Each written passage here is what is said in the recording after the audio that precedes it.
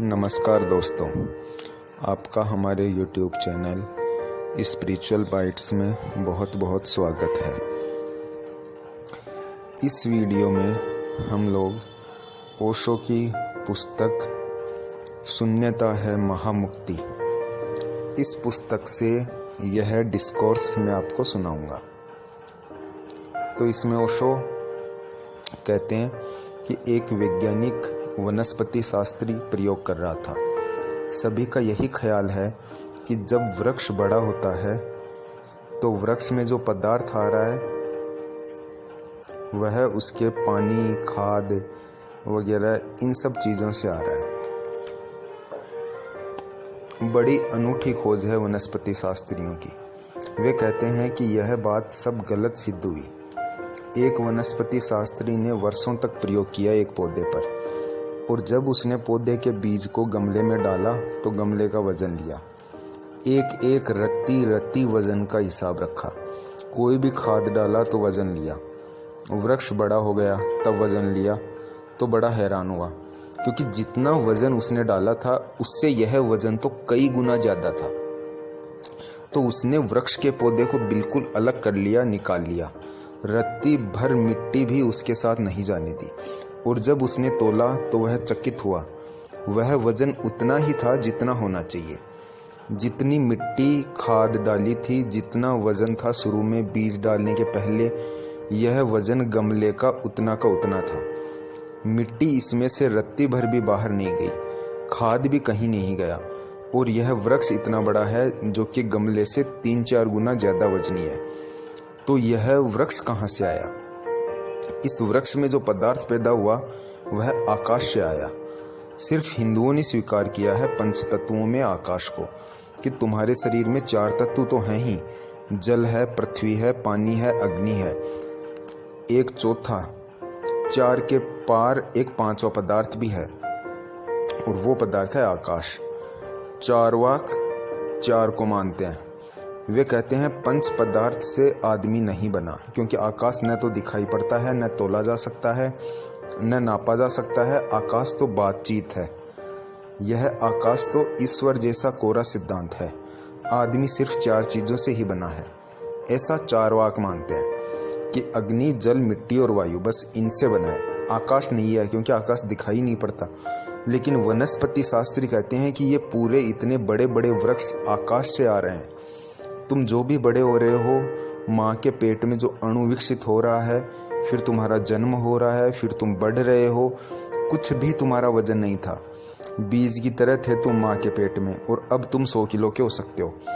तुम में जो वजन आया है यह तुम्हारे भोजन से आया है। यह बड़ी कठिन बात है, क्योंकि यह तो आकाश से आया है।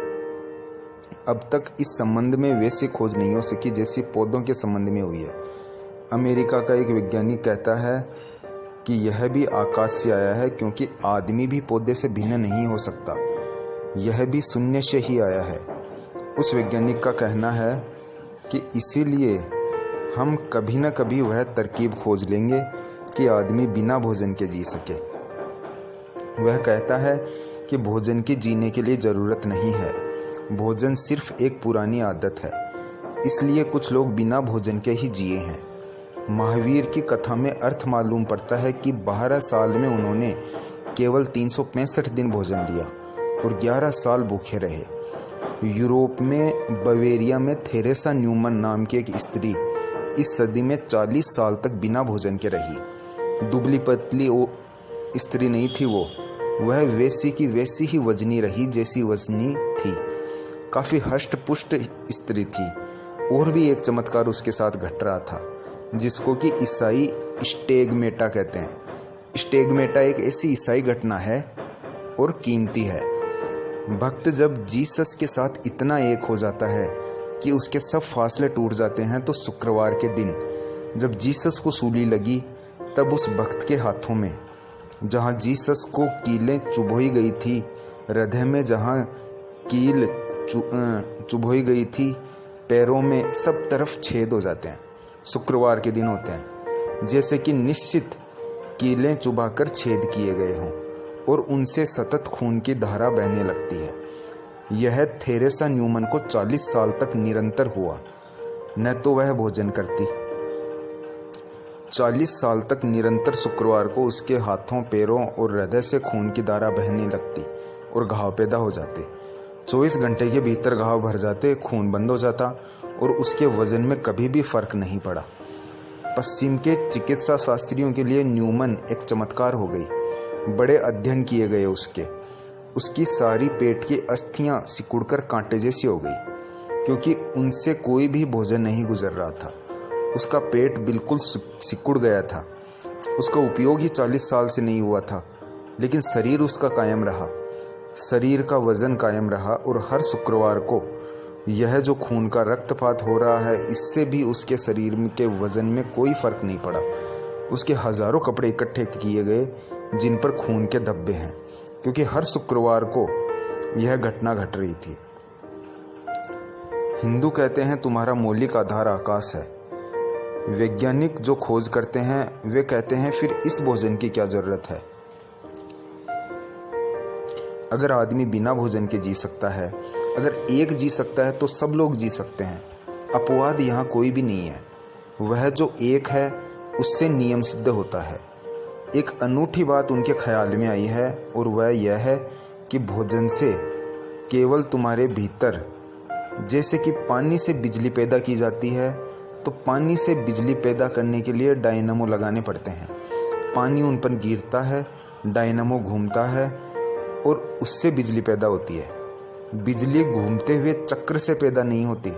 बिजली तो पानी से पैदा होती है, लेकिन अगर चक्र न घूमे तो बिजली नहीं पैदा होगी। बिजली तो पानी में छिपी है, लेकिन उस चक्के की ज़रूरत है ताकि पानी गतिमान हो जाए।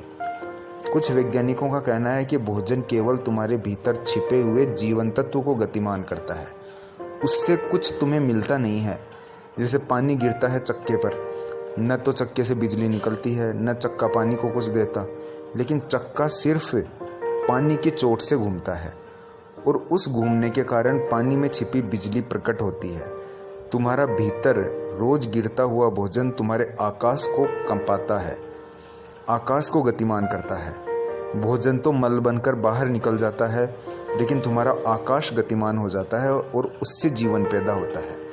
और इस सिद्धांत के सत्य होने की करीब करीब संभावना है, क्योंकि यही संतों का अनुभव भी है। किसी दिन यह आसान होगा कि पृथ्वी पर आदमी बिना भोजन के रह सके, और अब अगर बिना भोजन का न रहा तो रह भी नहीं सकेगा, क्योंकि आदमी ज़्यादा होते जाते हैं और भोजन कम पड़ता जाता है। आकाश तुम्हारा भोजन है।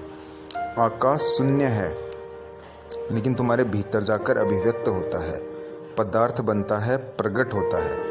सृष्टि और प्रलय अंत में ही नहीं घटते। तुम्हारी जन्म के साथ सृष्टि शुरू होती है और तुम्हारी मृत्यु के साथ तुम्हारा प्रलय हो जाता है। कम से कम तुम शून्य और पूर्ण के बीच